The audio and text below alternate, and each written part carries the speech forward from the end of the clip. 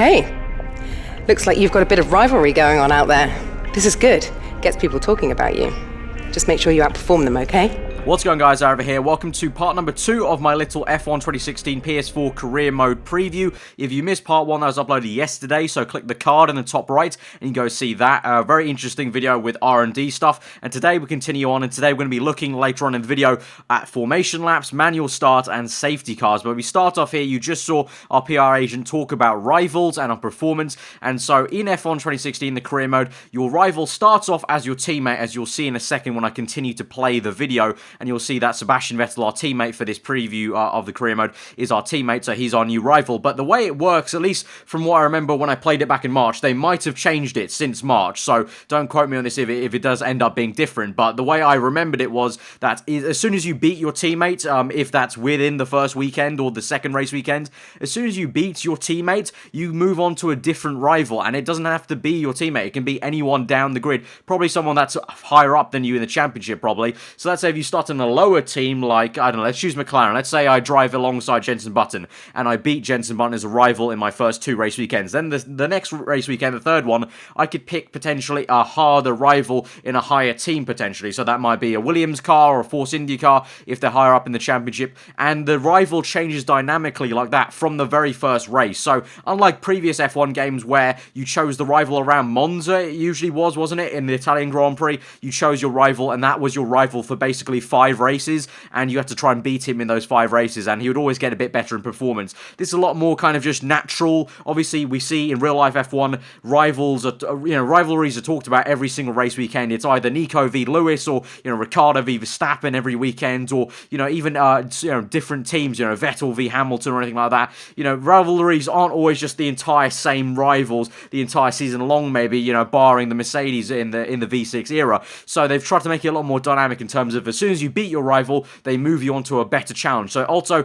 like I said before in yesterday's video, the new career mode constantly tries to challenge you and constantly tries to keep you going with stuff, and just doesn't kind of let you sit there getting a bit bored with the same rival and stuff like that. So we'll continue on the clip and we'll learn a bit more about that and see the kind of actual rivalry graphics. Hi, how are you? I'm just passing on your qualifying goals for this weekend.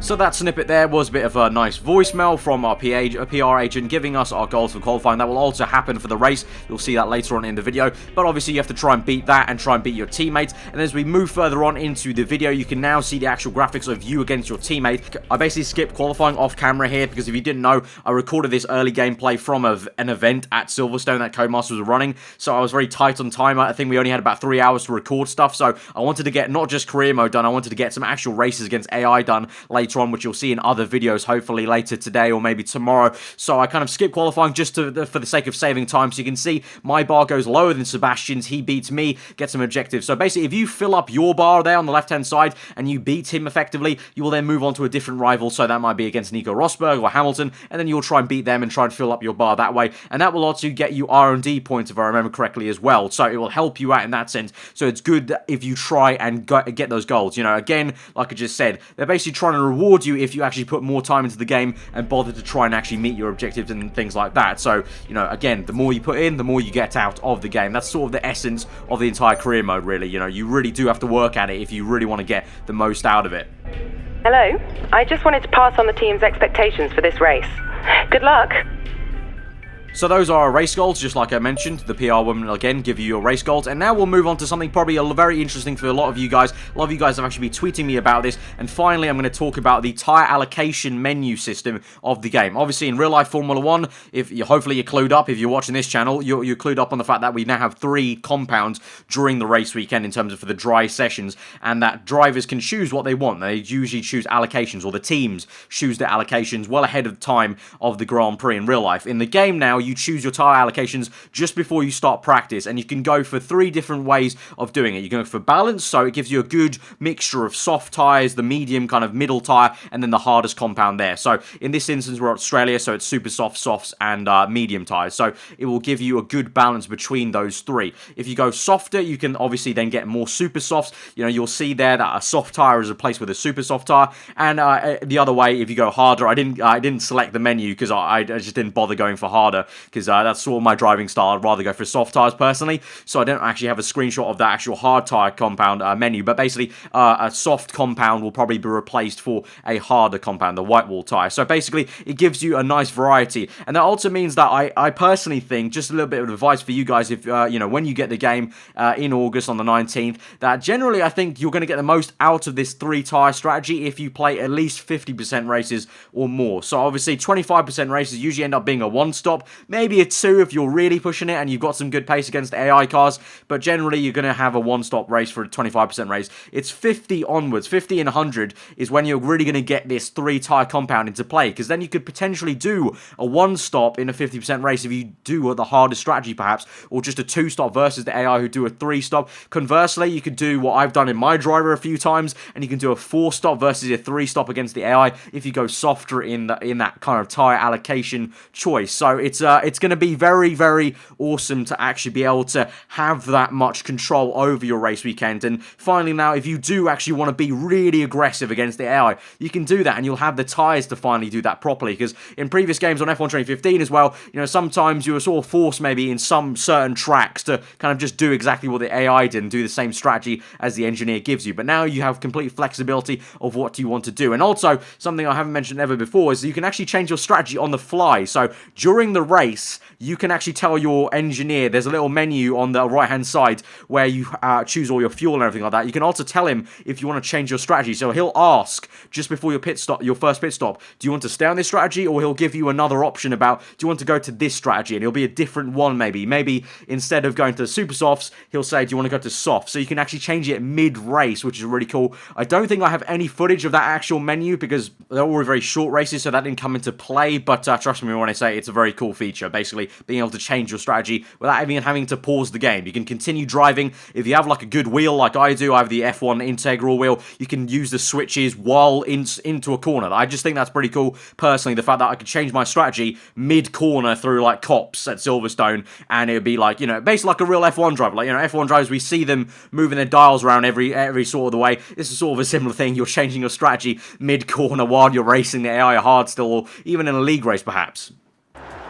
And now we come to a very cool part of the video now. So this is the beginning of my Australian Grand Prix race. You can see I'm very last in the grid because, as I mentioned, I skipped qualifying. But you can see when you go to the kind of strategy menu, it's very, very different now. You can see clearly there's a very nice graphic about how your pit stops are going to work out, how your stints are going to go out. And you can see that the super soft overlaps with the soft tyre, and you can see they've got like a nice actual visual graphic shape of your tyre stint. Now, if you do practice, if you do enough stuff in practice, if you do the tyre wear management test for the R&D in practice, those will affect this graph. The graph will be changed depending on what you do. So if you complete the tyre wear test, this graph will get fitted to what you can do, not just the default what the game thinks you'll do. So the game in previous games on F1 2015, the game maybe thought you could take super softs to 5 laps. Let's say you do the tyre wear test for the R&D points in practice, and you can go 6 or 7 laps. The game will then recognize that and hopefully tweak it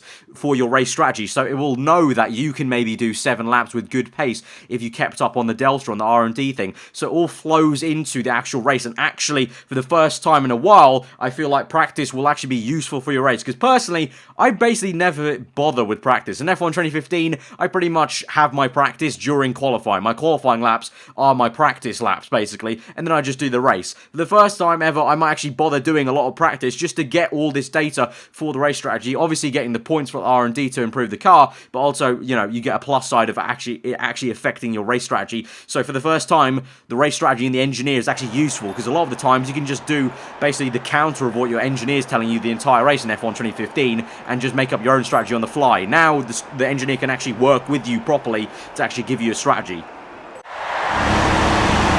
And so, moving swiftly on, we come to a very big part of this year's game on the start line. The 5 red lights, the manual start. You can see there you hold the clutch in, which is, in my case, this was my upshifter on my wheel when I record this gameplay on the Thrustmaster F1 wheel. So you hold in the kind of upshifter, and you build up the revs, and then you let go of the clutch or the upshifter when the 5 lights go out. Now, we're going straight into the formation lap as well. So again, a second thing that you guys will hopefully be buzzing about to actually see how it works works. But here, I get off the line. Obviously, it's a slow start for the formation lap, but I have gameplay later on about an actual start. So you'll see how the manual start actually works when you're getting off the line for the race. But this was getting off the line for the formation lap. So this is formation lap gameplay of what happened. So as you can imagine, like a real F1, you just have to stick behind the car in front of you and basically build up the temp. To this point, I was recording along with Matt, who came along to the testing session. He told me to kind of try out the braking and see if the brake temps actually changed a lot. They do change slightly, not too much, but obviously if I actually gave it some welly down the straights with my right foot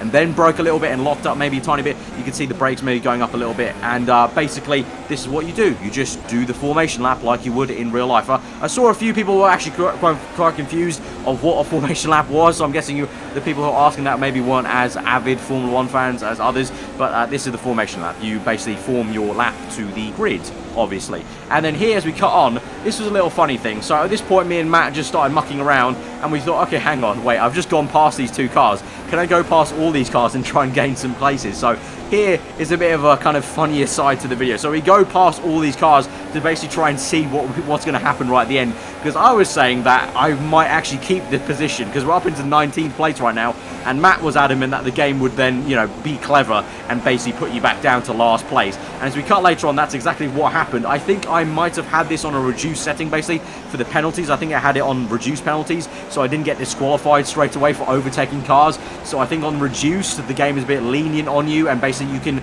overtake as many cars as you want, and then it will just slot you back into your regular grid slot. Because you can see right here, I go into my 22nd place grid slot. But obviously, if you have full penalties on, which I'm pretty sure I didn't have looking back at this footage, then you probably will be disqualified. But yeah, just a little funny, quirky thing with the formation lap there. It's what you would expect. You're heating up your brakes, trying to heat up your tyres, and then you go to the grid.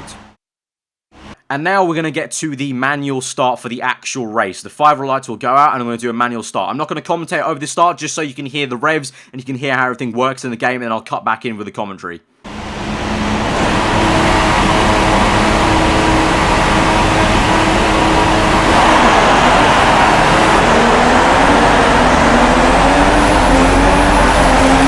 So as you saw there, that was the manual start, and I actually got a pretty decent start on this Sauber. So for the first time ever, you guys have seen my F1 2015 career modes, or my driver, the amount of places and time I lose on the start now. But now on F1 2016, if you are good enough at reacting to releasing that clutch button, or clutch paddle in the case of my wheel, then you can genuinely gain some places, gain some time in the AI. And that's another thing, AI will dynamically also either gain or lose time. You can see AI maybe getting bad starts or really good starts, so you still may be overtaken on the start, depending on how the other cars around you start as well. But that was the manual start. Hopefully quite something that will be an extra just layer of challenge for you guys at the start of the races, and it will genuinely make a difference for your career mode races or even online races for league racing and things like that. So now as we roll the clip on, basically my aim for this race was to try and get a safety car, because I wanted to show you guys the safety car gameplay. So we come kind of barreling in, hit a Renault. Thankfully Daniel Ricciardo's car retires, so Ricciardo there on the left hand side retires, helps us out. I think the fact that I spun the Sauber helped as well,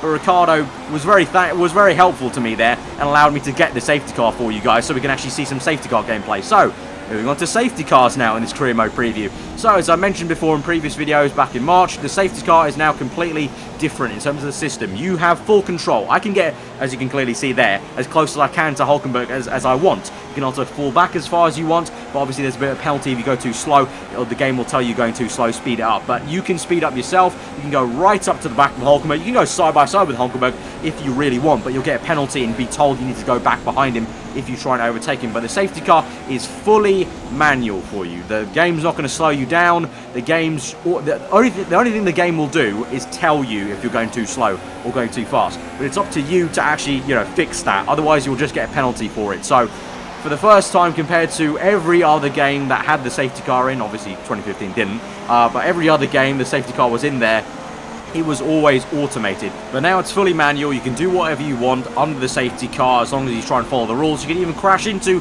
the AI exactly like I did right here against Hulkenberg. Hulkenberg slowing down a little bit of the chicane, didn't really spot it, smashed straight into him. So that's something you can think about as well under the safety car. And now here we've got some replay cameras. I just took the replay camera basically and just followed Nico Rosberg up here in first place, just so you can actually see the safety car moving about a little bit for the first time on F1 2016, because it's been a while. It's been an entire game since we've seen the safety car. We haven't seen the safety car on current gen platform yet. So there was the safety car briefly, and then now here we've cut two laps later on. It's lap 4 right now. So the safety car was out for 3 laps there, including the first lap. Crazy stuff. Actually quite a while now. So it's not just a straight 2 laps it will be out for like previous games. It can differ depending on how much the accident caused a delay. But anyway, we're getting to the restart now. I get really close to Hulkenberg here. And as I said, you can get as close as you want. I then drop off here, and I didn't realise the green flag was going to get dropped there. So there's just a really good example that if you're a Muppet like me right there, didn't realise the green flag was going to go straight away right then and there. I dropped off way too much, and I lost so much time against Hulkenberg. But there you go, guys. That has been part 2 of my career mode preview. I'm not going to have any more stuff from the actual career mode now because, well, 1, I didn't have time to record a lot, and 2, also, I want to kind of keep a bit of mystery involved for when I actually start my actual career mode when the game actually comes out in August. So hopefully you guys can look forward to that. I'm new around here, and do subscribe for that. I've got a few race gameplays to show you guys later on, so hopefully I can get maybe one of them out later tonight, or maybe tomorrow. I've got a race with Hamilton starting last at Silverstone, trying to see how far I can get up the grid in a 5-lap race. I've got a short race around Russia in the Haas car with Grosjean, and a few other things to show you in terms of the different kind of cameras for each car, and then we've got a few kind of time trial hot laps and stuff like that. So hopefully you guys will look forward to that. If you're new around here, as I said, do get subscribed for all that good stuff. If you have enjoyed this video, I'd really appreciate it, guys, if you could smash that like button. Let me know what you thought in the comments below. I hope to see you guys next time. Goodbye.